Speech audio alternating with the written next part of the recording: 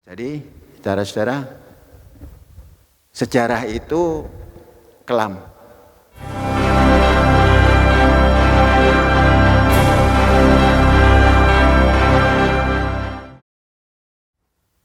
Dalam bulan September ini ada satu peristiwa besar di Indonesia dan bagi bangsa Indonesia, menguji ketahanan dan pertahanan Indonesia ketika itu, yakni terjadinya peristiwa yang dirancang oleh Aidit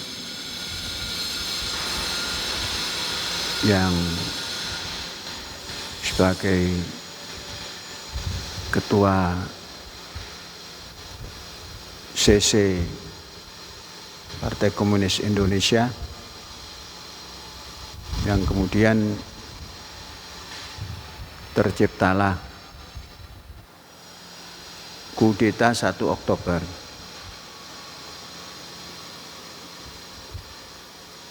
(30 September adalah gerakan pembersihan Tentara Nasional Angkatan Darat yang dianggap kontra revolusioner. Maka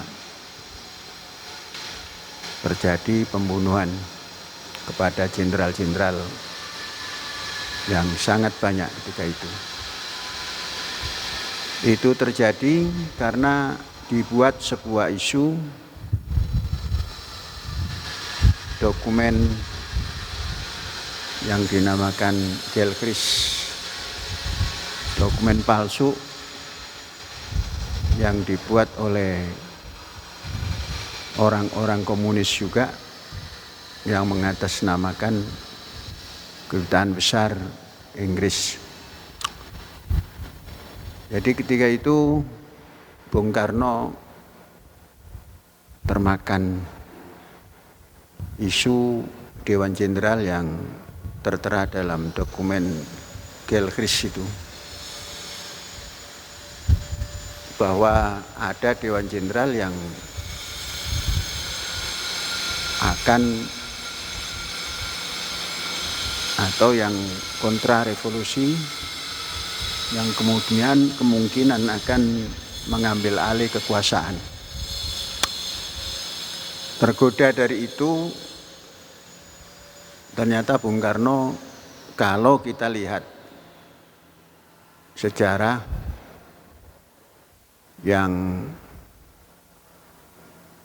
ditulis oleh Suparjo tentang self koreksi, Suparjo adalah tokoh kedua setelah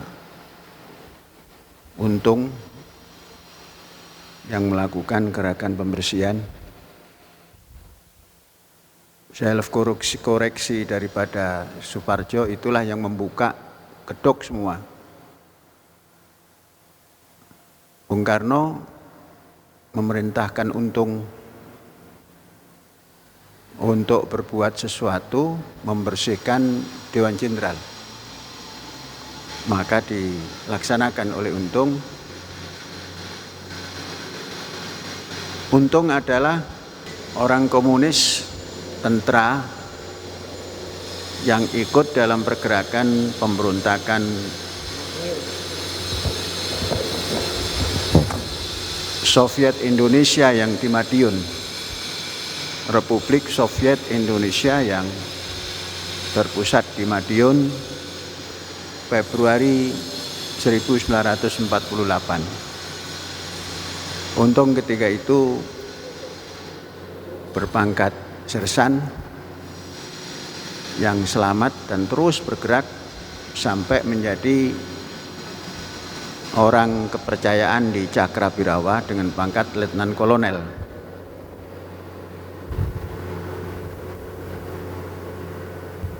Kedekatan daripada Untung kepada Bung Karno adalah karena Cakrabirawa adalah pengaman presiden.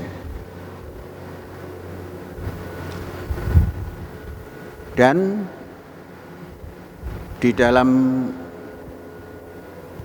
kekuatan komunis ada biro khusus yang menggarap tentara-tentara revolusioner, termasuk yang bisa diinventarisir dari Gerakan 48. Salah satunya adalah Untung yang dibina oleh Syam sebagai biro khusus. Nah, ketika itu Bung Karno percaya untuk menyelesaikan jenderal-jenderal itu, karena Bung Karno diskusi dengan Aidit bahwa ada Dewan Jenderal tadi dan termakan oleh Bung Karno. Ini cerita yang saya sampaikan adalah berdasar tulisan Suparjo tadi. Kemudian Suparjo itu siapa? Suparjo adalah seorang jenderal brigadir lebih tinggi dari Untung, tapi di dalam gerakan 30 September Suparjo orang nomor 2. Nah, ketika itu Bung Karno memerintahkan dan berjalan untuk laporan kepada Bung Karno pada jam 4 pagi bahwa semua sudah diselesaikan.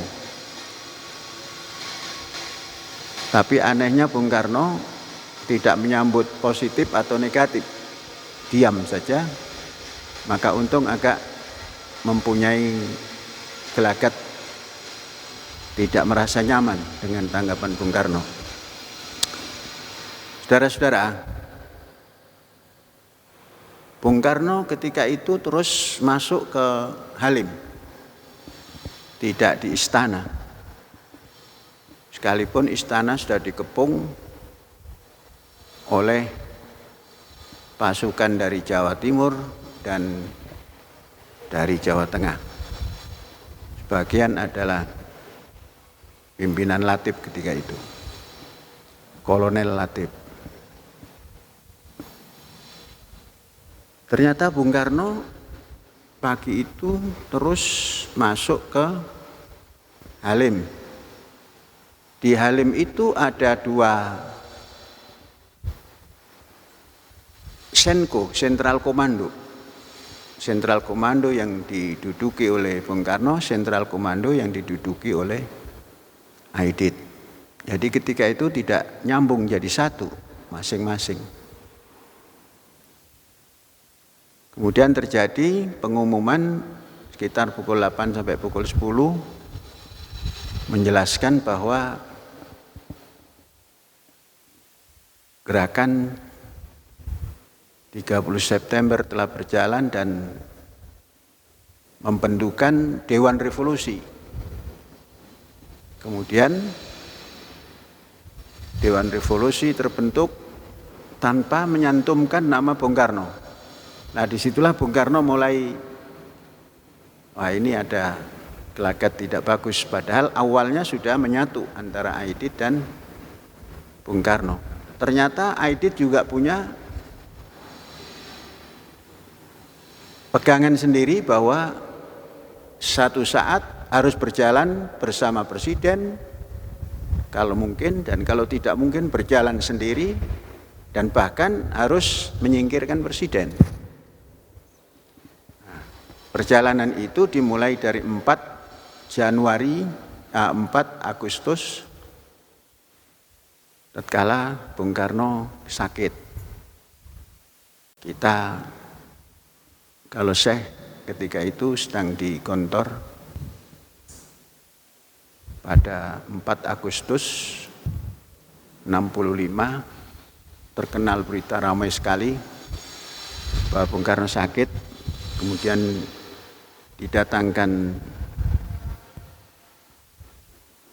sinsai dari Peking yang menurut dokter kepresidenan bahwa itu bukan dokter, karena tidak ada tanda-tanda pendekatan penyelesaian penyakit itu dengan cara kedokteran, tapi cara pengobatan Shinsei. Dan keluar informasi bahwa Bung Karno ini kalau sekali lagi muntah, itu 1 hari itu sudah 4 kali. Dia kalau tidak wafat ya lumpuh. Nah, di situ bergeraklah Aidit. Ternyata dibantah oleh Dr. Mahar Marjono bahwa Bung Karno sehat, sadar dan sehat. Bahkan seperti banteng ketaton, gagah kembali. Nah, itu dibuktikan 17 Agustus masih pidato. Nah, saudara-saudara, ketika itu, nah kita lanjut ke September lagi. Aidit sepulang daripada Peking ketemu Mao Zedong, mempunyai program-program bagaimana mengambil alih Indonesia menjadi kekuatan revolusioner, Republik Demokratik Revolusioner. Nah, dari situ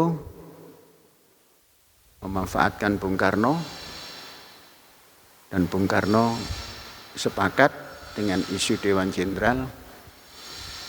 Kemudian Bung Karno memerintahkan Untung dan kejadianlah G30S dan berundinglah di Halim, tapi tidak berhadap-hadap, saling mengutus utusan.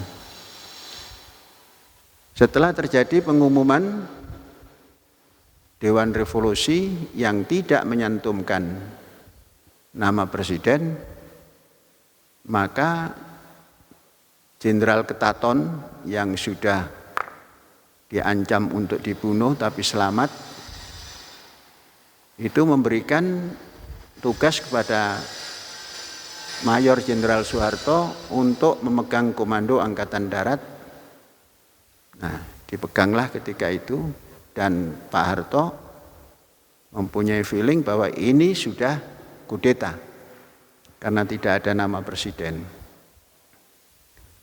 Pak Harto sendiri pada 30 September malam, pukul 11 malam, didatangi oleh Latif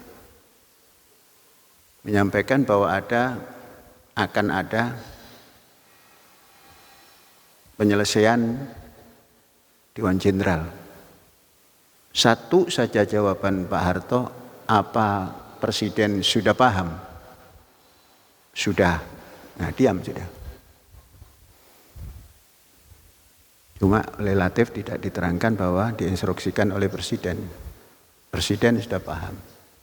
Pak Harto orang yang sangat manut kepada pimpinan tertingginya. Kalau presiden sudah paham ya sudah diam. Maka tidak ikut bergerak. Pak Harto setelah diangkat oleh Pak Nasution untuk mengambil alih jabatan, karena memang Panglima Kostrad mempunyai wewenang untuk mengambil jabatan Panglima Angkatan Darat jika Panglimanya berhalangan tetap. Nah, di satu sisi tatkala ada pengumuman Dewan Jenderal tadi, pengumuman Dewan Revolusi yang Pak Bung Karno tidak disertakan, kemudian berunding,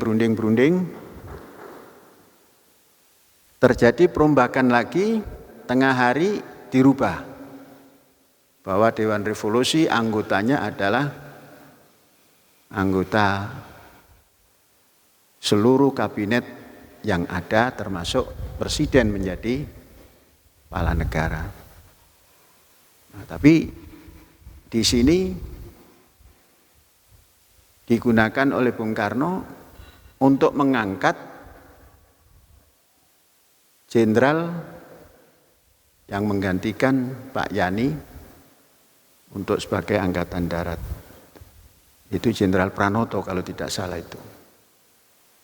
Disuruh lapor ke markas Kostrad, dan supaya Kostrad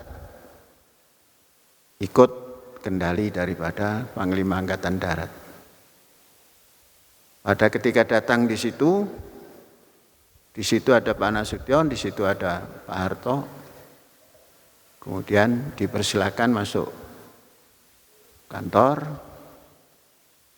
Kemudian Jenderal Pranoto menyatakan bahwa saya Angkatan Darat, Panglima Angkatan Darat, dan semua harus ikut komando. Nah, di situ Pak Harto mengatakan, siapa yang mengangkat? Presiden. Aturan yang ada, yang mengangkat adalah Kasab, Kepala Staf Angkatan Bersenjata, yaitu Pak Nasution.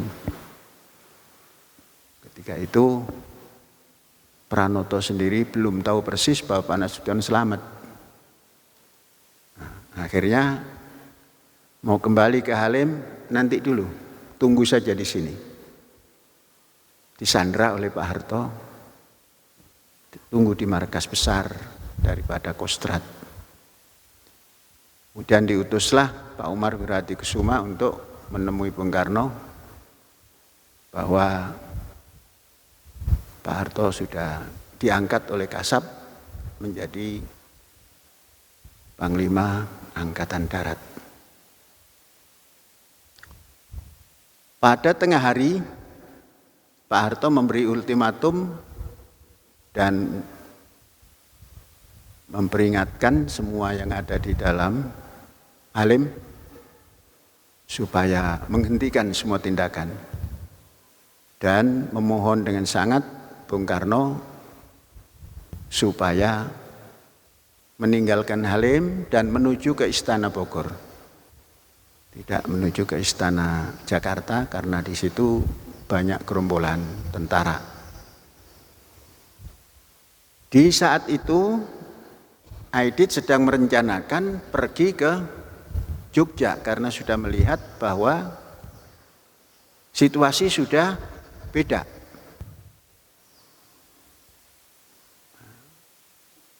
Kemudian mengajak Bung Karno ke Jogja dengan perantara Jenderal Umar Dhani. Nah, Jenderal Umar Dhani oleh Aidit direncanakan kalau presiden ini bisa digulingkan, maka presiden yang menggantikannya adalah Jenderal Umar Dhani.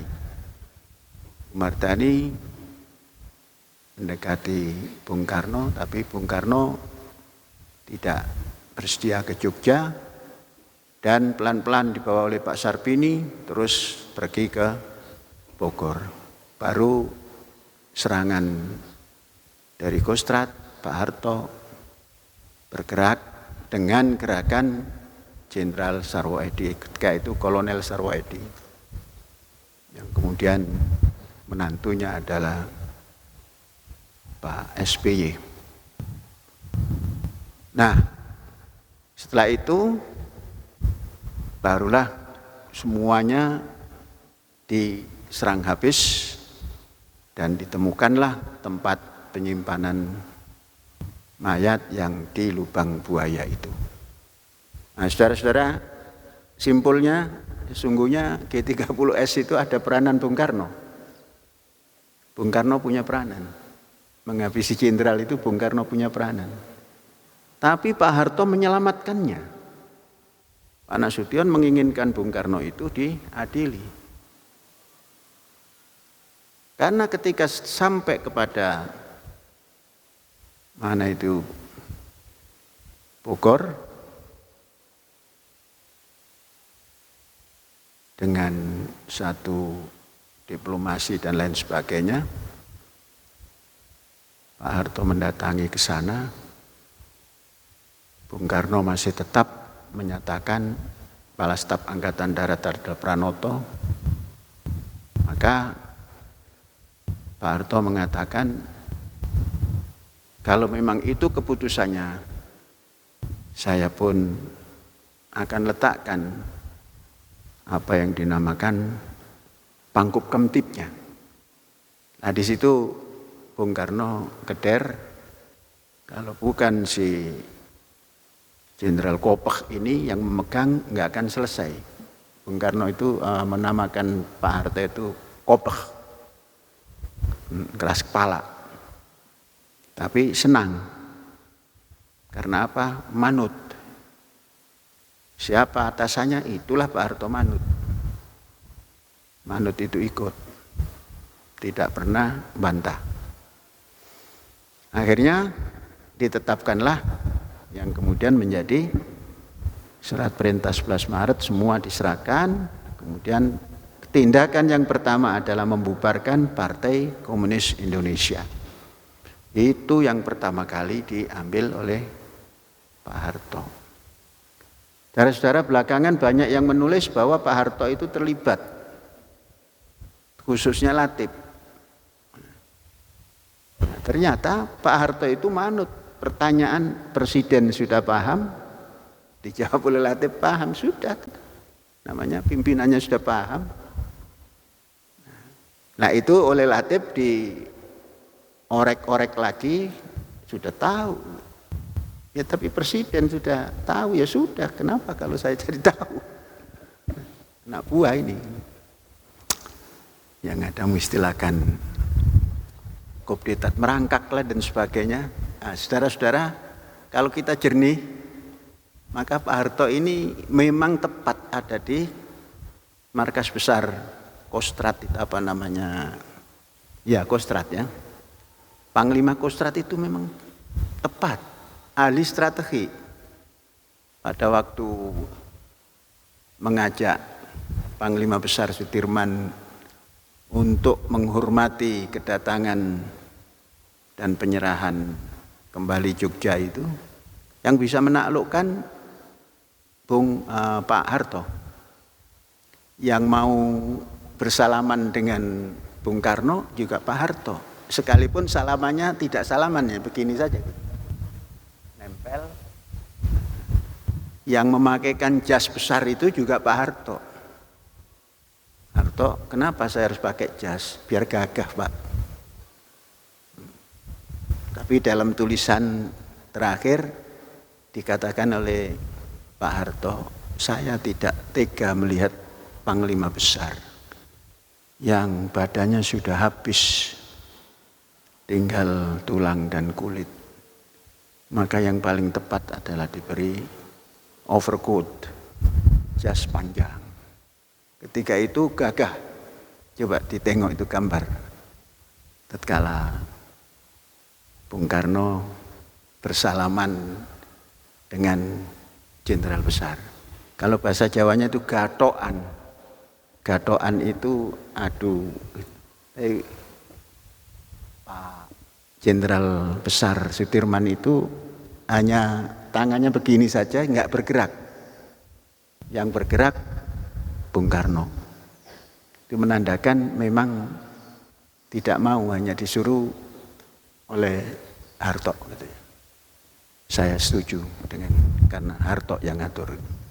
Jadi Pak Harto itu tidak terlalu dekat, tapi selalu dibutuhkan oleh Panglima Besar ketika itu. Jadi layak sekali. Mampu mengorganisir semua yang ketika itu. Saudara-saudara, kalau saja tidak cepat bergerak Pak Harto dan RPKAD digerakkan, itu masih ada waktu untuk bergabungnya Aidit dengan Bung Karno. Tapi karena sudah gerakan Pak Harto itu laksana air bah yang tidak bisa dibendung, seluruh pasukan yang tadinya mengepung istana itu ikut gerakan Pak Harto. Karena apa? Karena memang persiapan tidak siap, logistik tidak ada, semua tidak ada. Jadi ini kudeta, teriaki kudeta saja terus ikut semua Pak Harto. Dan memang kudeta 1 Oktober pagi menjelang siang itu pengumuman presiden sudah nggak ada di dalam Dewan Revolusi itu, maka Pak Harto bergerak, sudah memegang mandat Angkatan Darat Panglima dari Pak Nasution. Nah, Pak Nasution dalam perjalanannya ingin mengadili supaya rakyat tahu semua. Pak Harto tidak, jangan. Ini proklamator. Proklamator jangan pernah diadili. Sudah. Selesai tugas beliau gitu. Nah, baru ada pergantian presiden. Tetap Pak Harto tidak mau mengadili Bung Karno. Bung Karno adalah pejuang. Sudah kesalahannya ya memang begitu, ya sudah. Nah, itulah yang oleh yang lain dikatakan tentara ini tidak seperti Pak Nasution itu. Nah, akhirnya berjalan terus. Yang tadinya Aidit menginginkan gerakan yang cepat, ternyata matinya lebih cepat daripada Bung Karno. Bung Karno masih sempat menikmati beberapa tahun, yaitu tahun 70, maknanya umur 69. Kalau Aidit beberapa bulan setelah itu, beberapa hari setelah peristiwa G30S, pindah ke Jogja. Di Jogja mau mengerahkan gerakan. Tiba di Solo dinyek oleh orang Solo dan Jogja. Di Jakarta saja gagal bagaimana ngatur dari Solo. Di Solo dan Jogja komunis terpecah dua, satu ikut aliran Soviet yang gerakan dengan diplomatis, yang satu mengikuti Cina yang gerakannya gerakan revolusioner ala Mao Zedong. Nah, jadi saudara-saudara, sejarah itu kelam. Kemudian yang namanya perjuangan ideologi, kapal boleh karam, tapi ideologi nggak bisa karam. Dengan berbagai macam cara harus bangkit kembali. Nah, sekarang tinggal kita membaca, ada kebangkitan apa tidak.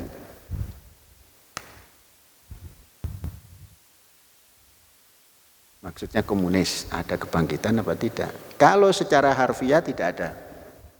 Kenapa? Sudah dilarang oleh keputusan MPR-S ketika itu.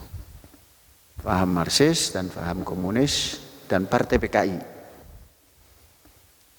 Namun ideologi itu terkadang tidak harus punya nama. Tidak harus punya nama, tapi punya kekuatan, punya gerakan, dan punya visi misi lebih jauh. Itulah ideologi.